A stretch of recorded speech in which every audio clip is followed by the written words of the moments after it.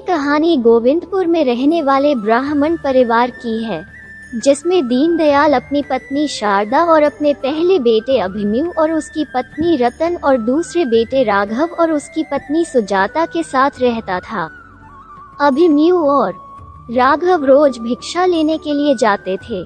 एक दिन काफी समय हो जाने के बाद भी अभिमन्यु और राघव घर नहीं पहुँचे, तो राघव की पत्नी सुजाता और अभिमन्यु की पत्नी रतन दोनों व्याकुल होकर उन्हें गांव में ढूंढने लगी। सुजाता गांव में रहने वाले पड़ोसी चाचा से पूछती है, चाचा आपने उनको कहीं गांव में देखा है? चाचा कहते हैं, नहीं बेटा, आज तो आए ही नहीं भिक्षा के लिए, वैसे बिटिया का हुई गयो। सुजाता उदास होकर कहती है, कुछ नहीं चाचा, सुबह को घर से जेठ जी और ये दोनों साथ घर से निकले थे, अभी तक घर नहीं लौटे हैं। चाचा कहते हैं, कहाँ देख लिया उनको, कहीं पूजा करवा के ताए तो नहीं बैठ गए? सुजाता रोते हुए कहती है, नहीं है, सारे घर और गांव देख चुकी हूँ, कहीं नहीं है। पीछे से रतन भी आ जाती है, सुजाता भाभी के दोनों मिले कि नहीं? मुझे तो नहीं मिले, मैंने हर गली घर सब जगह देखा, सबसे पूछताछ भी कर लिया। सुजाता कहती है, ये कहीं चले तो नहीं गए हमसे रूठ कर? तभी पास में एक लड़का योगेश आता है, भाभी आप रो क्यों रहे हो? रतन रोती हुई सुजाता से कहती है, भाभी हिम्मत रखो, ये दोनों यही कहीं आसपास के गांव में होंगे। तभी योगेश कहता है, अरे भाभी, मैंने दोनों को गांव के दक्षक मंदिर के रास्ते पर जाते हुए देखा था। योगेश की बातें सुनकर सुजाता और रतन दोनों घबरा जाती है। वही खड़े चाचा जी बोलते हैं, बेटा आप दोनों घर चली जाओ, अब शाम हो गई है, वैसे भी शाम का समय हो गया है, दक्षक राक्षस रात में आ जा आवत है, जल्दी जाओ। सुजाता चाचा जी से पूछती है, आखिर दक्षक है कौन और सभी लोग उससे डरते क्यों हैं? चाचा जी कहते हैं, दक्षक मौत का दूसरा नाम है, लोग खजाने के लिए उस मंदिर में चले जाते हैं। रोते हुए रतन कहती है, दक्षक लोगों की जान क्यों लेता है? चाचा जी बताते हैं उन्हें, दक्षक बोगी देवी की पहली संतान थी और दक्षक बहुत ही लालची, उसने देवी के सारे सोने को हड़प लिया और जैसे ही दक्षक अनाज को हड़पने वाला था, सारे देवी देवताओं ने उस पर हमला कर दिया और अपनी संतान को बचाने के लिए देवी ने एक शर्त रखी और वो शर्त ये थी कि कोई भी दक्षक की पूजा नहीं करेगा और सब दक्षक को भूल जाएंगे। गोविंदपुर गांव के लोगों ने दक्षक का मंदिर बनवाया और उसके पूजा की और सभी देवी देवता क्रोधित हो गए। आज तक देवी देवताओं का गुस्सा गोविंदपुर गांव के लोगों पर बारिश बनकर बरस रहा है। लेकिन लोगों द्वारा मंदिर बनवाए जाने पर दक्षक बहुत खुश हुआ, उसने अपना सारा सोना मंदिर पर समर्पित कर दिया। सुजाता हैरान होकर पूछती है, क्या वो सोना अभी तक मंदिर में है? चाचा जी बताते हैं, ऐसा कई लोग कहते हैं। सोने को पाने के लिए कई लोग वहां पर गए पर वापस नहीं आए। वो दोनों उनकी बात सुनकर सुजाता घर जाकर पिताजी को सारी बात बताती है। सुजाता अपने ससुर से कहती है, पिताजी, योगेश कह रहा था कि वो और जेठ जी के दक्षक मंदिर की तरफ जाते हुए दिखे थे। पिताजी कहते हैं, जाने कहाँ चले गए दोनों, चलो मैं उन्हें सुबह ढूंढ के आऊँगा। वैसे भी इस वक्त निकलना ठीक नहीं होगा, तो बता कैसा रहेगा? ठीक है पिताजी, पिताजी उसे कहते हैं, सुनो ये बात तुम दोनों अपनी माँ को मत बताना, नहीं तो वो दुखी हो जाएगी। सुबह होते ही उनके पिताजी उन्हें ढूंढने निकल जाते हैं। वहाँ रास्ते में काफी तेज बारिश हो रही थी, बूढ़ा होने की वजह से वो बहुत कांपते हुए चल रहा था। तभी रास्ते में दुकान दिखती है। दीनदयाल ब्राह्मण दुकानदार से पूछता है, आपने दो भिक्षुक ब्राह्मणों को देखा है? दुकान वाला कहता है, हाँ, मैंने कल उन दोनों को भिक्षा दिया था। तभी वो दोनों किसी मंदिर और धन की बात कर रहे थे। दीनदयाल ब्राह्मण घबराते हुए कहता है, कौन सा मंदिर? क्या नाम था मंदिर का? दुकान वाला कहता है मुझे नहीं पता, जल्दी जाओ यहाँ से, सुबह सुबह काम भी नहीं करने देते। दीनदयाल आगे चला जाता है। वो पूछते पूछते हैं वही आदमी और औरत के घर पहुँचते हैं जिसने मंदिर के बारे में बताया था। दीनदयाल उसे कहते हैं, क्या आपने 2 भिक्षुक ब्राह्मणों को देखा है? वो आदमी कहता है, ब्राह्मण जी आए आप अंदर, वह दोनों परसों तो आए थे, आज तो नहीं आए। वह दोनों दक्षक राक्षस की फोटो देखकर पूछने लगे थे, मैंने उनको सब कुछ बता दिया। दीनदयाल से विदा लेते हैं, अच्छा मैं चलता हूँ। आदमी कहता है, जी अच्छा। दीनदयाल अब समझ चुका था कि अब उसके बच्चे नहीं बचे होंगे। उसे अपने गुरु के बाद याद आई जो उसे मंदिर के बारे में बताते थे। वो कुछ सोचकर घर चला जाता है। घर पहुंचकर पत्नी से कहता है, सुनो, मैं दोनों बच्चों को लेकर 1-2 दिन के लिए बाहर जा रहा हूँ, अपना ध्यान रखना। दीनदयाल अपने झोले में पूजा पाठ का सामान रखकर और एक तस्वीर रखकर मंदिर की तरफ चला जाता है।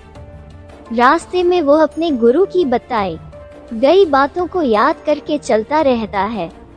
बीते हुए समय की गुरुजी की बात को सोचते हुए ख्यालों में चला जाता है।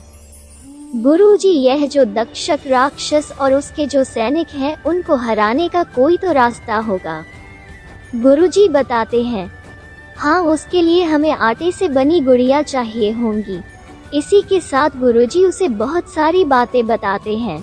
वो बातें दीनदयाल को अभी तक याद होती है और हराता है और वो मंदिर में जाता है। वह जैसे ही मंदिर में पहुंचता है और वहां काला धुआं उठने लगता है जिससे उसकी नाक में अजीब सी महक भर गई और आगे देखता है कि जमीन पर एक सितारा बना हुआ है। उसे सितारे के बारे में मालूम था।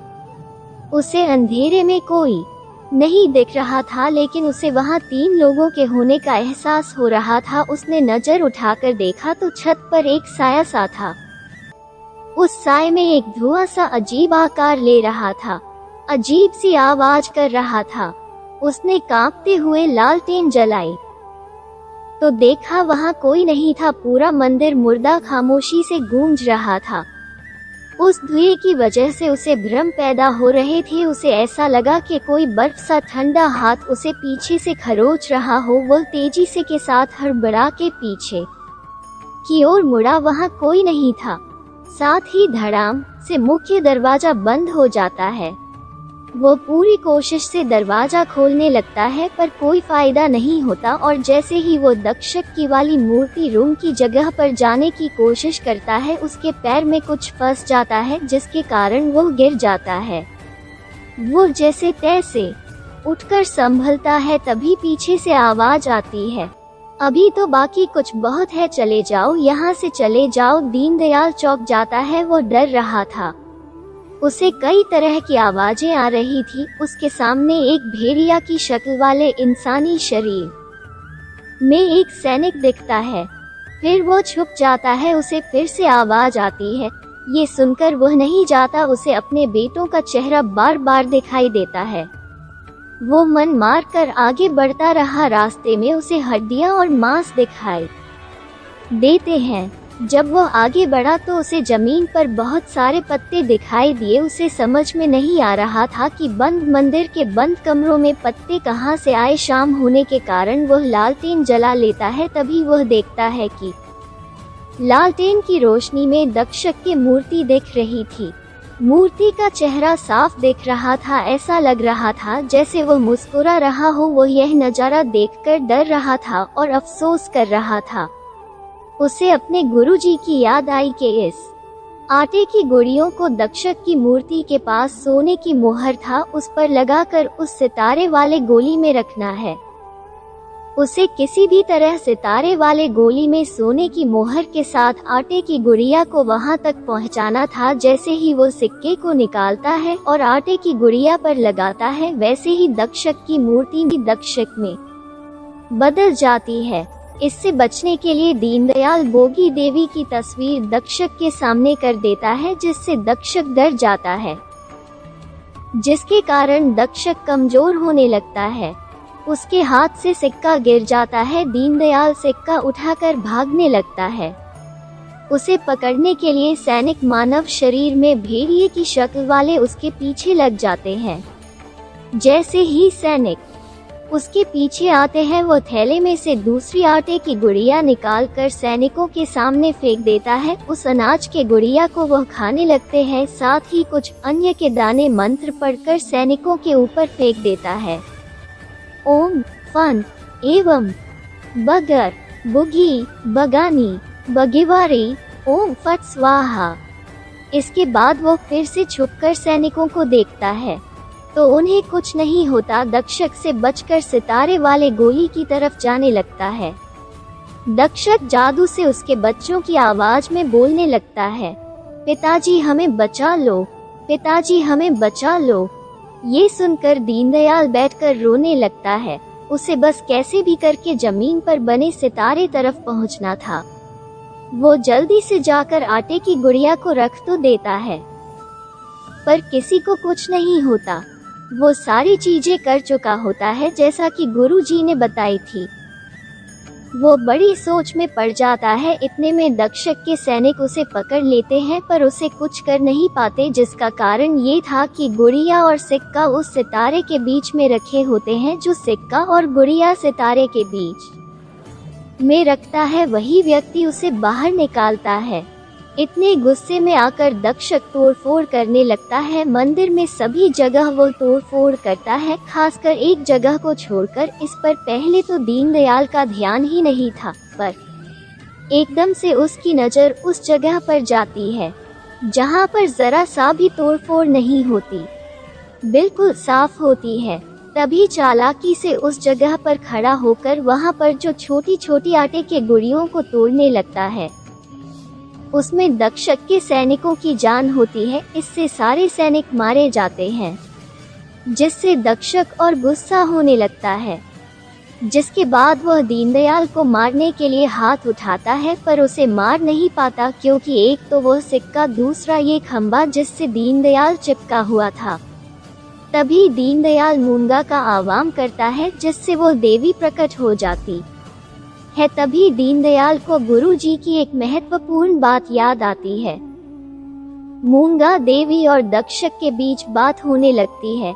इसी बीच दीनदयाल जाकर जिस जगह दक्षक की मूर्ति रखी हुई थी, वहां जाकर उस जगह से तलवार निकाल लेता है। मूंगा देवी दक्षक से कहती है, बेटा दक्ष, जहाँ तुमने और तुम्हारे सैनिकों ने कितने बेकसूरों को मारा है, जिसके लिए मैं तुम्हें माफ नहीं करूंगी। दक्षक हंसने लगता है, हा हा हा, तुम मेरा कुछ नहीं बिगाड़ सकती हो। दोनों में युद्ध होने लगता है। इसी बीच दीनदयाल उस गुड़िया और सिक्के के 2 टुकड़े कर देता है, जिससे दक्षक के हार हो जाती है। मूंगा देवी दीनदयाल को देखती है। दीनदयाल कहता है, प्रणाम माता, मैं अपने गुरु से मंत्र प्राप्त करके अब आपके दर्शन पाकर धन्य हुआ।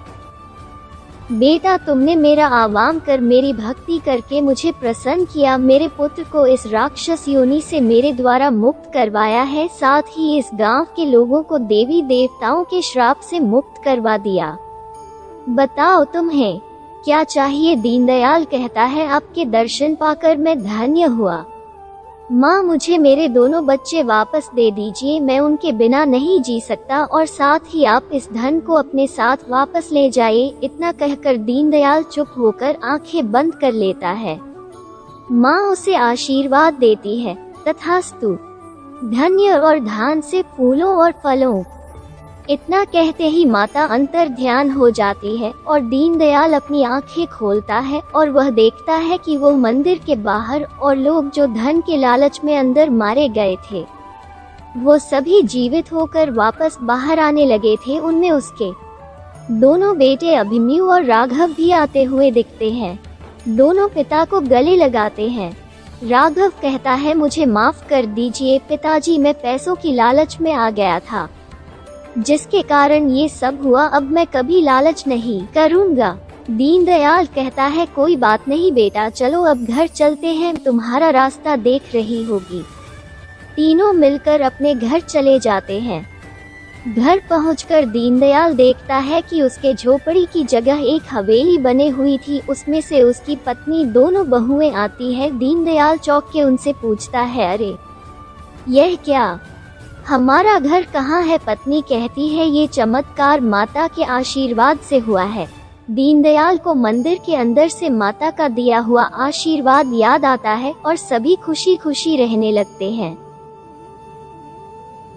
फिर मिलेंगे दोस्तों एक नई कहानी के साथ। तब तक के लिए हंसते रहें, मुस्कुराते रहें, अपना ख्याल रखें और इसी तरह हमारे साथ जुड़े रहें। धन्यवाद। अगर आपको ये कहानी अच्छी लगी और इससे कुछ सीख मिली तो चैनल को सब्सक्राइब ज़रूर करें। आपका एक सब्सक्राइब हमें इसी तरह से नई नई कहानियाँ आपके लिए लाने के लिए प्रेरित करता है।